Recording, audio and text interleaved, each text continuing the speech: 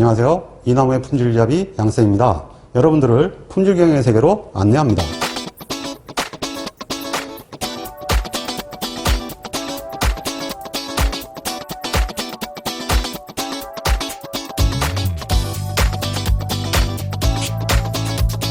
샘플링 검사의 제8강은 국제규격인 AQL 지표형 샘플링 검사에 관한 사항입니다.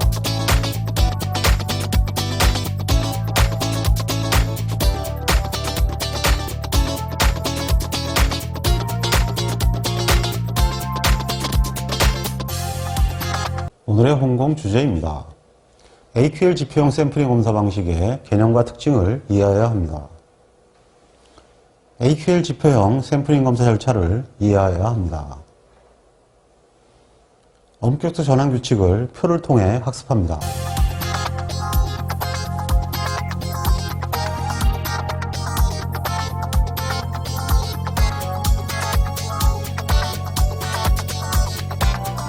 제8강의 첫 번째 주제는 AQL 지표형 샘플링 검사 방식의 특징입니다.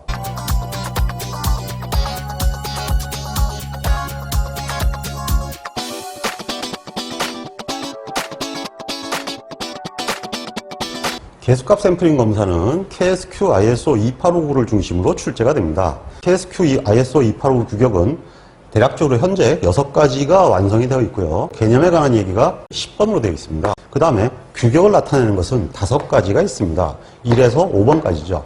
그 중에서 시험 문제로 출제되는 것은 일반적으로 285-1 AQL 지표형 샘플링 검사가 시험 문제의 주가 되고요. 그 다음에 간혹 가다가 ISO 285-2가 출제가 되고 있고요. 원래 시험 범위가 ISO 285-3까지였는데요. 지금 현재 국내에 나와 있는 책들이 전부 과거 그 10년 전 규격만 지금 다 소개가 되어 있습니다.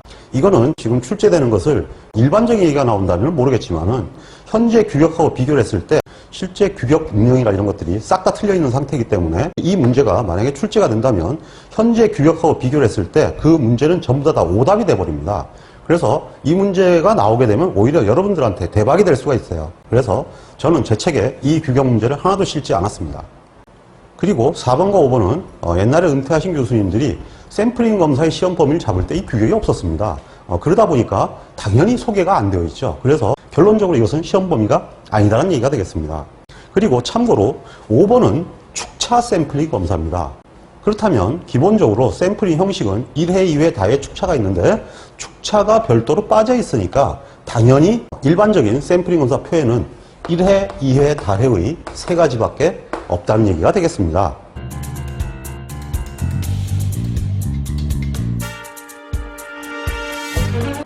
그러면 AQL 지표형 샘플링 검사 방식의 특징을 알아보도록 하겠습니다.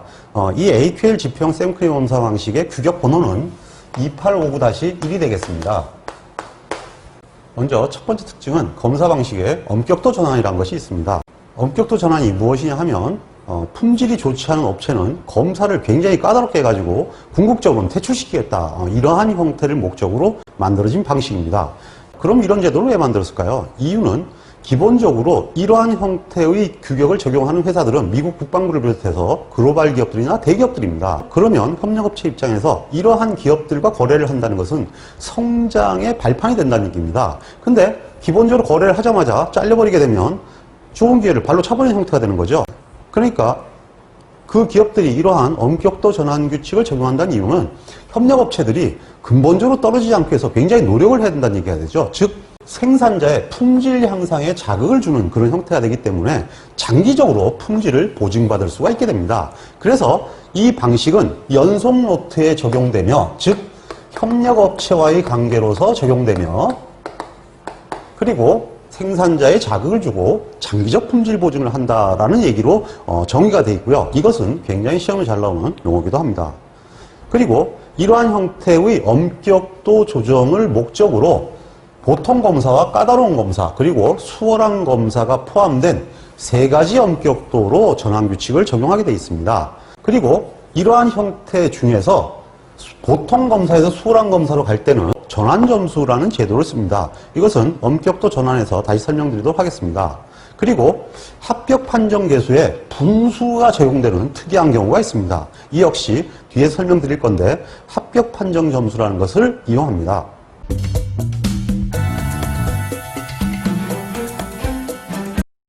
자, 그럼 이 규격의 제목이 AQL 지표형이죠. 예, 그러면 AQL이 무엇인가를 알아보도록 하겠습니다. AQL은 합격 품질 수준을 뜻하는 약자가 됩니다.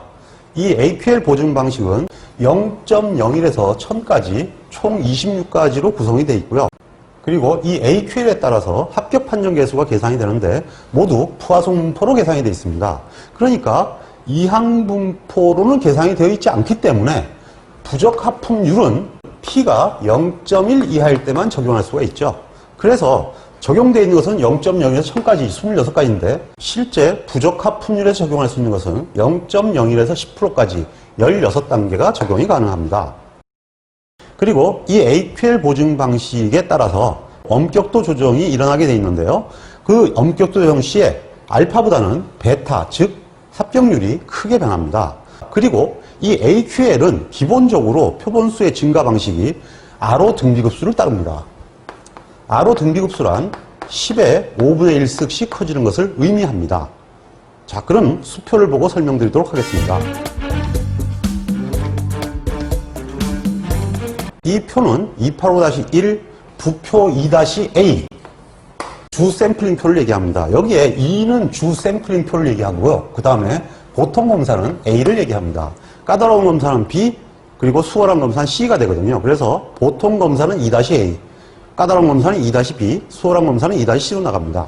그리고 지금 현재 이것은 수업용 수치표인데 많이 쓰이는 일부 표만 나와 있습니다. 실제로는 여기가 0.01에서부터 시작해서 1000까지 진행이 되는데요. 여러분들에 제공되는 수험표는 가장 많이 쓰이는 값인 0.25에서 10 사이만 잘라져서 여러분들한테 제공이 된 표가 되겠습니다. 자, 그러면 이것이 무슨 얘기냐 하면 여기서 이까지가 26단계란 얘기고요. 이 10까지만 사용이 가능하다는 얘기입니다. 즉 여기 나와 있는 값이 AQL을 얘기합니다. 그러면 AQL이 지금 뚝뚝 떨어져 있죠. 그 사이는 정의할 수 없습니다. 즉 이 수표에 나와 있는 값을 정의하셔야 되고요. 그리고 RO 등비급수라는 게 뭐냐 하면은 지금 한번 보시죠. 0.25, 0.4, 0.65, 1.6, 1.5인데 그 다음에 2.5죠. 0.25 곱하기 10 그러면 2.5가 되죠. 0.4 곱하기 10 그러면 4.0이 되고요. 0.65 곱하기 10 그러면 6.5가 되죠. 1.0 곱하기 10 그러면 10이 됩니다. 그래서 이렇게 5단계가 되면 10배가 되는 그런 형태 방식을 RO 등비급수라고 합니다. 그러니까 이런 형태란 얘기가 됩니다. 0.01, 0.01로 0.025, 0.04, 0.65, 065. 그러면 10배가 되니까 0.1, 0.15, 0.25, 0.4, 0.65. 1, 1.5, 2.5, 4, 6.5. 그 다음에 10, 15, 25, 40, 65, 100, 어쩌고저쩌고 1000. 이래서 26가지가 되는 거죠. 근데 그 중에서 16가지만 적용한다는 것은 10%까지만 적용이 가능하다. 근데 왜 15, 1000, 이렇게 1000 뭐 이런 게 나와 있냐 하면요. 포화송분포는 단위 면적당 결점이기 때문에 미사일 같은 경우 면적이 굉장히 크지 않습니까?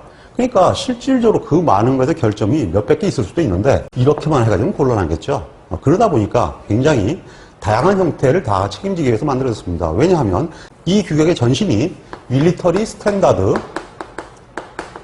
105D라는 건데 미 국방부 규격이에요. 그러니까 얘들이 볼 때는 미사일 검사도 해야 되고 그 다음에 항공모함 검사도 해야 됩니다. 그러면 대부분 결점을 따지는데 결점이 2개 뭐 이런 식이면 항공모함 납품할 누가 있겠습니까? 아무도 없겠죠. 예, 그래서 그러한 형태도 검사를 해야 되기 때문에 1000이라는 숫자까지가 만들어지게 된 것입니다. 그러면 참고로 KSQ0001은 어떻게 될까요? KSQ0001은 R10 등비급수입니다. 그래서 P0 값이나 P1 값이 10단계가 지나면 값이 10배가 되도록 그렇게 설계가 되어 있는 R10 등비급수를 따릅니다. 즉 KSQ0001은 R10 등비급수고요. KSQ ISO 285-1은 RO 등비급수가 됩니다.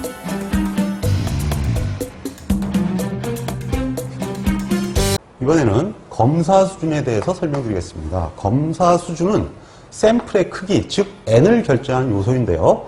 샘플 문자로 일단 제시합니다. 그러면 이 샘플 문자를 가지고 아까 2-A나 2-C 표에서 가서 AQL과 맞춰서 한번 확인해 보시면 바로 N이 나오게 되어 있습니다. 그리고 이러한 형태를 결정하는 검사 수준은 특별검사 수준이 4가지, 일반검사 수준이 3가지로 구성이 되어 있습니다. 총 7가지가 되어 있는데요. 가장 기본적으로 많이 쓰는 것은 제너럴 2가 되겠습니다. 이 일반검사 수준은 2를 기준으로 해가지고 기본적으로 검사 수준 1과 검사 수준 3이 같이 쓰이게 되는데요. 검사 수준 3은 기본적으로 표본수가 60% 정도 증가를 합니다. 즉 표본수가 증가한다는 얘기니까 검출력을 향상시키고 싶을 경우에는 반드시 수준 3을 쓰고요.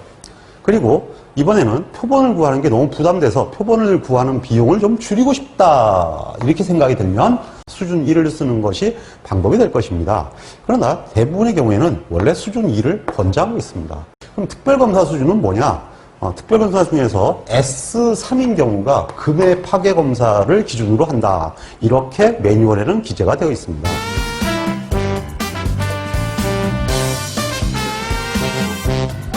이것은 검사 수준과 로트의 크기에 따라서 샘플 문자를 결정하는 표가 되겠습니다. AQL 지표형 샘플 검사 수표의 출발점이라고 볼 수가 있죠. 자, 보시다시피 제너럴 검사 수준, 즉 통상 검사 수준이라고 번역하는데요. 이것은 3가지가 있고요. 지금 현재 이 앞에 지금 2개가 생략되어 있는 상태입니다. 이 2개가 생략되어 있는데 원래 스타트가 A, B로 시작합니다. 그래서 A, B, C, D, E, F, G 이렇게 나가게 되어 있고요. 여기는 어떻게 되냐면 B부터 시작합니다. B, C, D가 나오고요.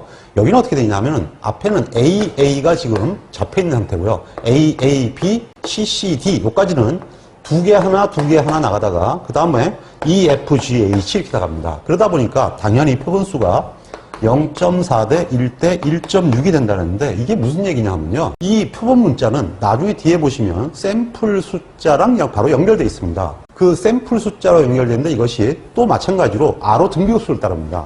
결론적으로 어떻게 되냐면은 A는 2, B는 3, C는 5, D는 8, E는 13, F는 20인데요. 반복되죠? G는 32개가 되고요. 반복됩니다. H는 50개가 되고요. 또 반복되죠? I는 1과 숫자가 비슷해서 안 씁니다. 그러면 J가 80개가 되는데 다시 8의 10배가 됩니다. 그리고 J 다음에는 K가 되겠죠? K는 125개가 됩니다. 그러니까 13의 10배가 되죠. 그리고 L이 200개로 다시 또 배수로 올라갑니다. 그러니까 다시 5개가 지나니까 걔도 커지지 않습니까? 결론적으로 뭐냐 하면은 이 표본수 자체가 R호 등비급수로 되어 있기 때문에 얘는 2단계 아래의 숫자를 쓰기 때문에 얘의 40%밖에 되지 않고요.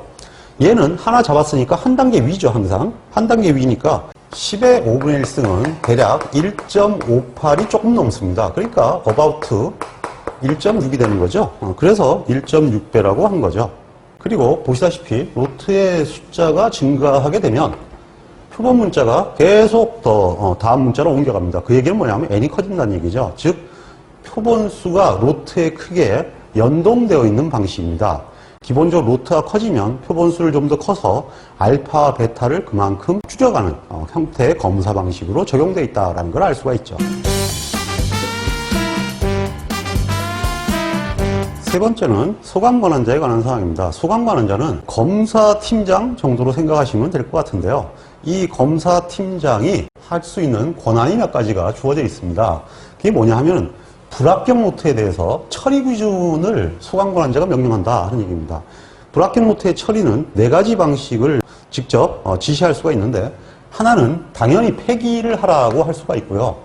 그 다음에 너네들이 와서 선별해라 이렇게 얘기할 수도 있고요. 그리고 이 자책을 재작업해라, 수리해라 이렇게 얘기할 수도 있고요. 마지막으로 이 자체를 다른 용도로 쓰든가 아니면 재평가, 즉 감가를 한다든지 뭐 여러 가지 방법으로 그 자체를 전용할 수 있도록 지시를 내릴 수 있도록 되어 있습니다. 그래서 이러한 형태의 명령을 받게 되면 협력업체는 이 일을 수행을 하여야 합니다. 그리고 두 번째는 엄격도 조정 중에서 소관관원자에게 몇 가지 권한이 주어져 있습니다. 이것은 엄격도 전환해서 보도록 하겠습니다. 그리고 당연히 검사팀장이므로 검사 로트를 본인이 결정해서 이 로트의 크기로 납품하라고 할 수가 있습니다. 그리고 검사 수준의 결정은 소관관원자 소관으로 되어 있습니다. 그리고 이 일반적인 주 샘플링 검사표가 2-로 나가는데 반면에 보조 샘플링 검사라는 게 있습니다. 그 보조 샘플링 검사표는 11-로 나갑니다. 분수 합격 판정 개수 샘플링 검사라고 약칭적으로 얘기를 하는데요. 이 자체를 적용하는 것도 소강권 환자가 알아서 결정하는 사항입니다. 이 소강권 환자 문제는 상당히 좀 까칠하죠. 실제로 외우기도 상당히 어렵고요. 문제도 굉장히 난해합니다. 근데 그다지 많이 출제된 편은 아니니까 출제된 기출문제를 중심으로 대개 경향 정도만 익혀두시기 바랍니다.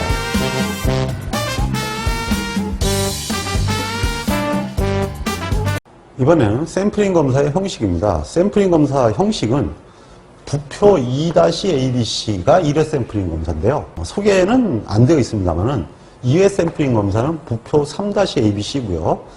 다회 샘플링 검사는 5회 샘플링인데요. 부표 4-ABC라고 합니다. 축차는 285-5라 그랬죠. 예, 그래서 축차는 없습니다. 그래서 AQL 지표형 샘플링 검사 형식에 없는 건 뭐냐? 그러면은 축차 이렇게 답을 하셔야 됩니다. 그리고 그 평균 샘플 수에 대해서는 기억나시죠? 먼저 개론에서 얘기했던 대로 1회가 가장 크고 다회나 축차가 가장 적습니다. 근데 여긴 축차가 없으니까 축차가 가장 적다 그러면은 오답이 되고요. 다회가 가장 적다가 가장 정답이 되겠죠.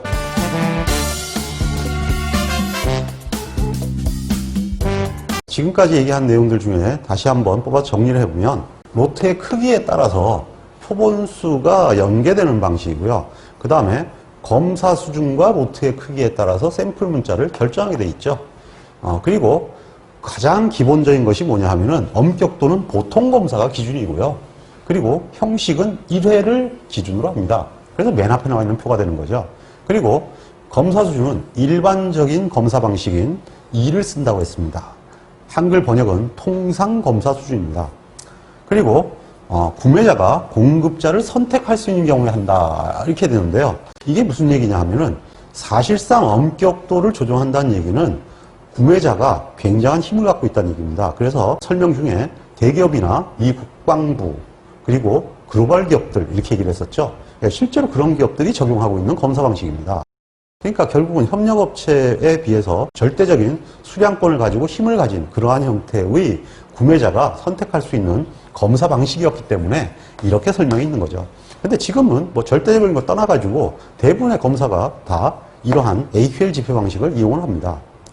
그리고 혹간 합격 판정 개수가 0일 때 합격 확률 계산을 하시오라는 문제가 많이 나옵니다. 이게 무슨 공식이냐 하면 LP는 100-N 곱하기 AQL로 계산합니다. 이때 반드시 합격 판정 개수 0이어야 되는데요. AQL이 사실은 P0와 같은 역할을 하는 거거든요. 이때 주의할 것은 이것을 예를 들면 0.04이다 그러면 4로 입력을 해야지 0.04로 입력하면 안 됩니다. 그러니까 퍼센트에 해당되는 값을 입력을 해서 계산을 해야 됩니다. 근데 굳이 이 공식이 외우기 귀찮으시면 그냥 포화승포를 하셔가지고 LP는 X가 0인 경우다 이렇게 되니까요. 2의 마이너스 NP 이렇게 풀면 되겠습니다. 기출문제를 참조하시면 이러한 문제가 한 두세 개 정도 나와 있을 것입니다.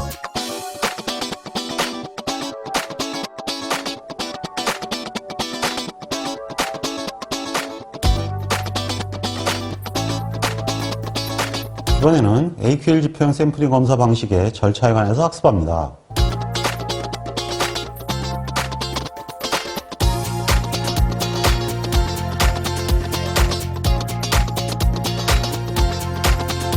자, 그럼 이번에는 AQL 지표형 샘플링 검사 절차를 알아보도록 하겠습니다.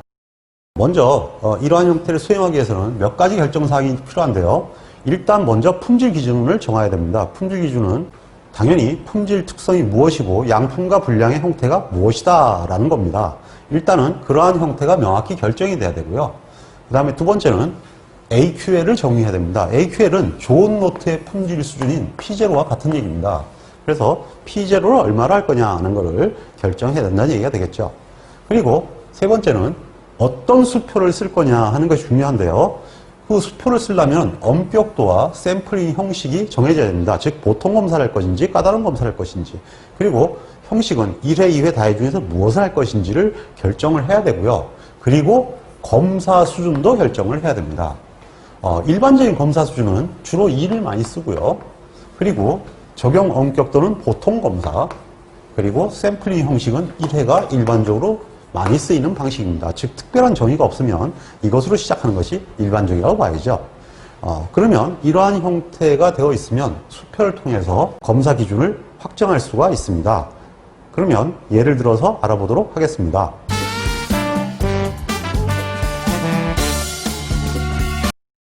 그럼 지금부터 규격을 이용해서 검사 절차를 알아보도록 하겠습니다. 제일 첫 번째는 샘플 문자를 찾는 것부터 시작하는데요. 샘플 문자를 찾으려면 로트의 크기와, 즉 로트의 크기 n과 그리고 검사 수준이 결정되어 있어야 됩니다. 일반적으로 검사 수준은 통상검사 수준 2를 선택했네요. 그리고 소관 권한자가 로트의 크기는 600으로 정한 모양입니다. 그러면 500일에서 1200이 되겠죠.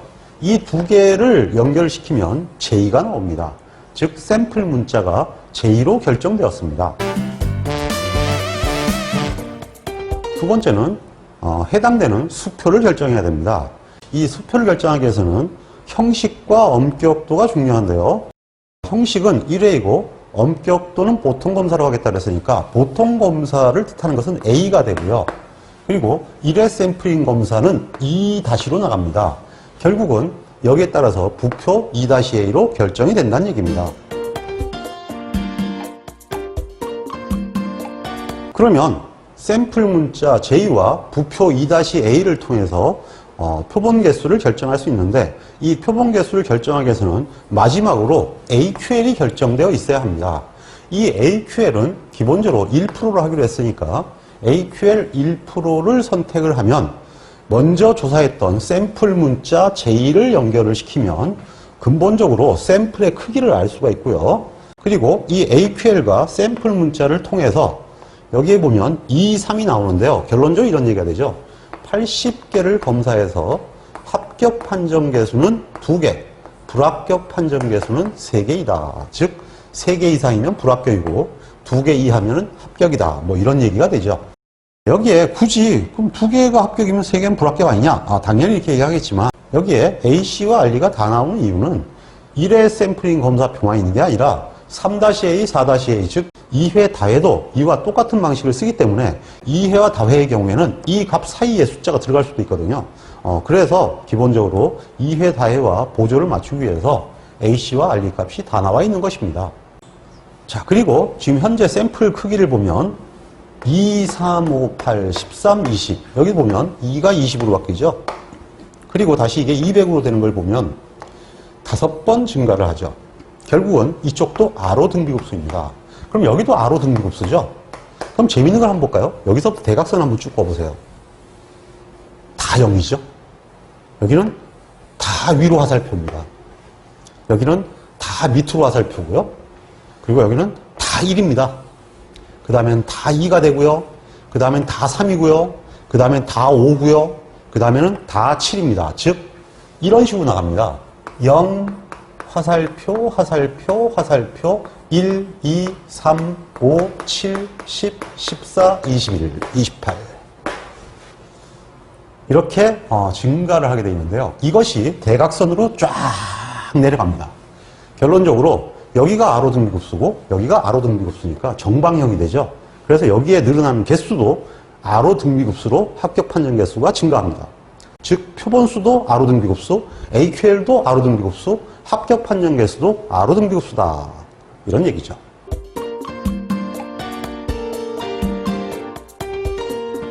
그러므로 이 결정된 사항대로 표본을 채취해서 검사 기준과 비교하면 합격, 불합격 판정을 내릴 수 있을 것입니다.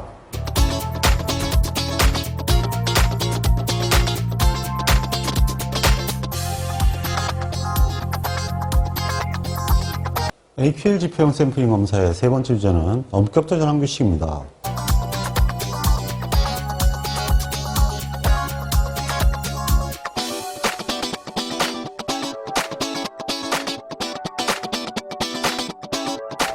이번에는 가장 시험 문제에 많이 출제되는 전환 규칙에 대해서 알아보도록 하겠습니다. 일반적으로 엄격도는 까다로운 검사, 보통 검사, 수월한 검사로 나눠진다고 했는데 이것이 서로 전환되는 데는 특별한 규칙이 정해져 있습니다. 일단 보통 검사로 시작하다가 연속 5로트 이내에서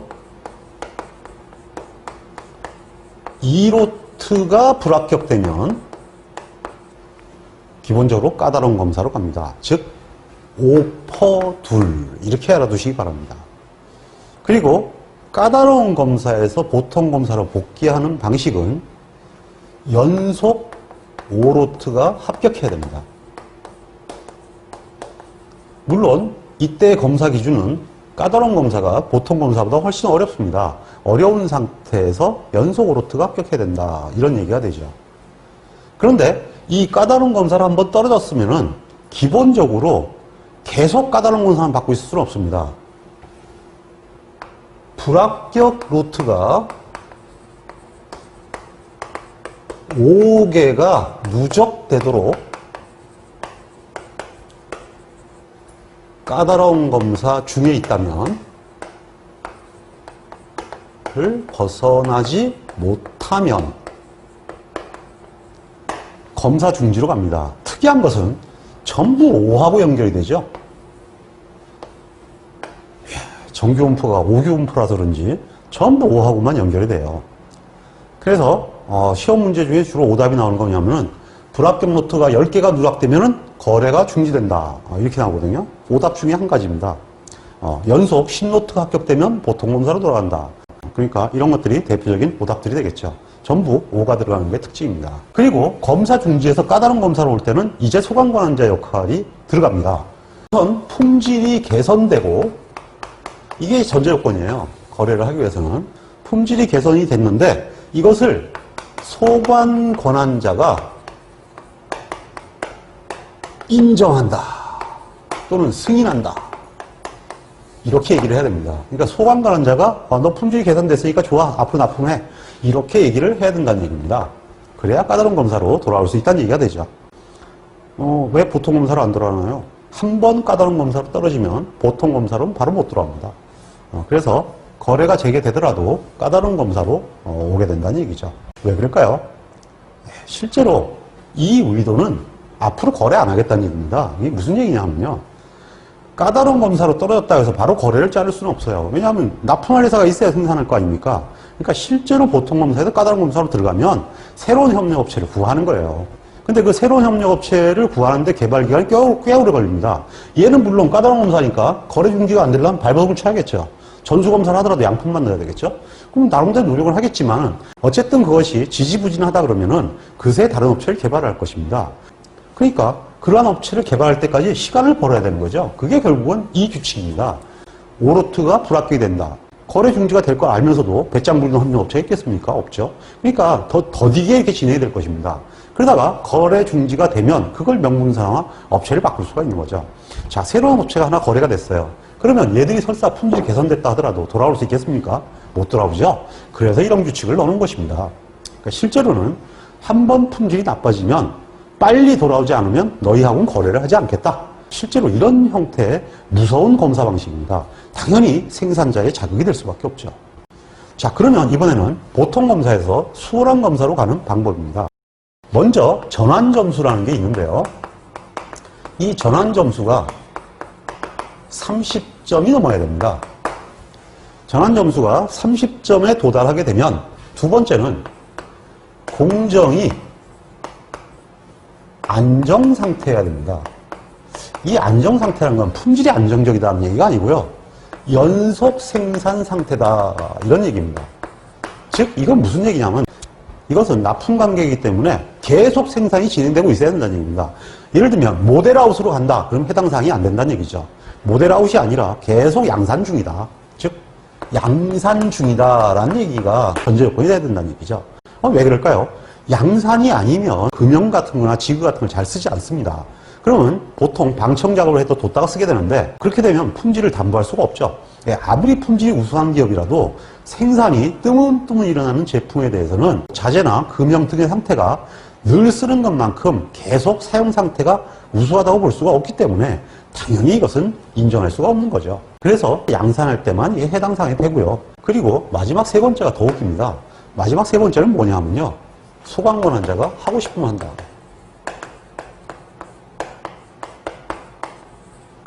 쉽게 해서 소강관 환자가 하고 싶으면 하고 하기 싫으면 안 한다는 얘기죠. 그러니까 이건 사실 규칙이 아니고요. 실제 품질은 우수하고 검사 요원들이 항상 뭐 모자라는 건 사실이니까 검사 요원을 다른데 활용하고 싶을 때 소강관 환자가 직권으로 그렇게 할 수 있다. 이런 얘기가 되겠습니다. 그리고 수월한 검사에서 보통 검사로 돌아오는 경우입니다. 이 검사는 굉장히 검사가 형식적 검사입니다. 사실상. 그렇기 때문에 1노트라도 불합격이 되면 무조건 돌아옵니다. 근데 과거의 밀리터리 규정 중에서는 조건부 합격이면 이런 말이 있었거든요. 그러다 보니까 옛날 문제가 그대로 문제가 카피가 돼가지고 조건부 합격이면 돌아온다 이렇게 돼 있는데 그건 틀린 거예요. 왜냐하면 이 표에는 조건부 합격이라는 용어 자체가 없습니다.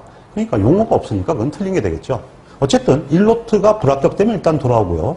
두 번째는 뭐냐면 공정이 불안정할 때 이렇게 되는데요. 이 공정이 불안정이라고 되어 있는데 이 불안정이라는概念보다는 양산이 거의 끝나가는 거예요. 이제는 AS 생산만 한다든지 뭐 이런 형태로 바뀌어간 거예요. 즉 양산이 끝난 거죠. 양산이 끝나고 뜨문뜨문 생산하는 형태가 되면은 이거는 품질을 담보할 수 없다 그랬죠. 그러니까 양산이 아닌 제품은 당연히 검사를 해줘야 됩니다. 그거는 관리 ABC예요.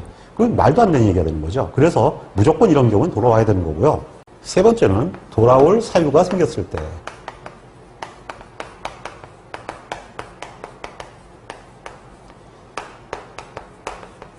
돌아온다는 걸로 봐서 얘가 기준이라는 거 아시겠죠? 그러니까 보통 검사에서 수월한 검사할 때는 전환이라고 그러고요. 보통 검사, 까다로운 검사할 때도 전환이라고 합니다. 근데 까다로운 검사에서 보통 검사로 오면 전환이 아니고요. 까다로운 검사에서 보통 검사로 복귀했다. 수월한 검사에서 보통 검사로 복귀했다. 그래서 돌아올 사유 이렇게 된 거죠. 그럼 보통 검사 기준이라는 얘기죠. 예, 근데 이 경우는 뭔 얘기냐 하면요. 아무리 품질이 검사상 좋았다 하더라도 품질관리부의 고객은 생산부입니다. 그러니까 생산부에서 갑자기 품질이 안 좋았다고 난리가 나는 거예요. 그러면 이거 규정에 의해 가지고 우리가 수월한 검사를 하고 있었어. 이거 소용없습니다. 그냥 무조건 현장에 문제가 생겼다는 얘기면은 품질관리부는 품질에 대한 책임을 져야 돼요. 그러니까 당연히 이거는 수월한 검사를 진행할 수가 없죠. 분량이 잡히지 않았다 그래서 품질관리부의 역할을 다한 것은 아닙니다. 그러니까 당연히 이런 경우에는 보통 검사로 돌려서 검사를 강화할 필요가 있고요. 그 원인을 조사할 필요가 있다는 얘기가 되겠죠. 그것이 돌아올 사유가 생겼을 때라고 보통 얘기를 합니다.